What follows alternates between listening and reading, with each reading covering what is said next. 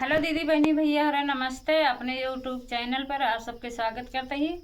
तो एक उठान सुनावे चलते ही अच्छा लगे तो हमें सपोर्ट करें। अंगने में ठाढ़ी है बहू हर तो ससुरुआ राजी करे हो।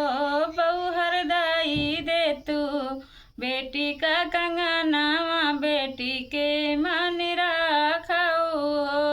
बहू हर दाई दे तू बेटी का कंगनावा बेटी के मान राखाओ।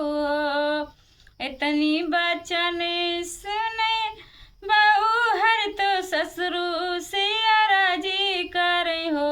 ससुरु की तोहरी कमाही की ससुरु तुम लायाओ।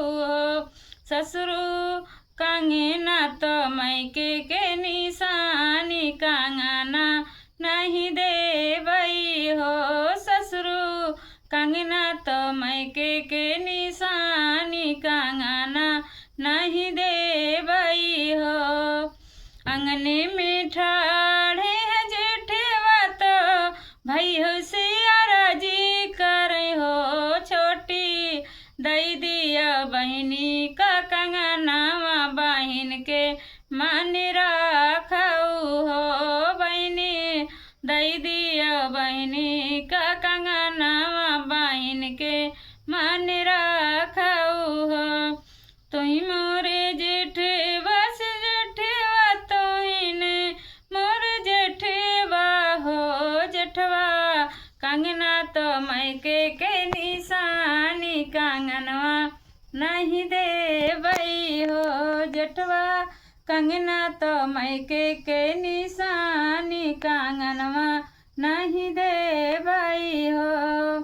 द्वारे से आमाई पियावा तो हड़पी तड़पी बोले हो। रनिया दई दिया बहनी का कंगनावा बहन के मन राखाऊ हो। रनिया दई दिया बहनी का कंगनावा बहन के मन राखाऊ हो। तुही मोरे पियावा से पियावा तुहिने मोरे पियावा हो। पियावा की तोहरा कंगना गढ़ावा की पिया तुम लाया हो। पियावा की तोहरा कंगना गढ़ावा की पिया तुम लाया हो। पियावा कंगना तो मैके के निशानी कंगन नहीं दिया बई हो। पियावा कंगना तो मैके के निशानी कंगना नहीं दिया बई हो। इतनी बचन सुन पियावा तो रानी से राजी करे हो। तनी बचन सुन पियावा तो धाना से राजी करे हो। रनिया निकारी जोगिया होई जाबै बहिनिया के कारण हो। रनिया निकारी जोगिया होई जाबै बहिनिया के कारण हो। तनी बचन सुन रानिया तो कंगना उठाई फेंके हो। तनी बचन सुन रानिया तो कंगना उठाई फेंके हो। ननदी लई लिया हाथे के कंगनावा सवती बन पहिरऊ हो।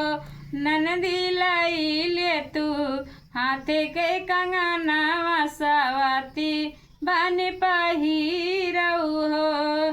कंगना पहिरे ननदी बैठी तो मुख भर असी से लगी हो। भौजी जुगा जुगो जिये तोहरा लाले नाया मारे राह से दूर हो।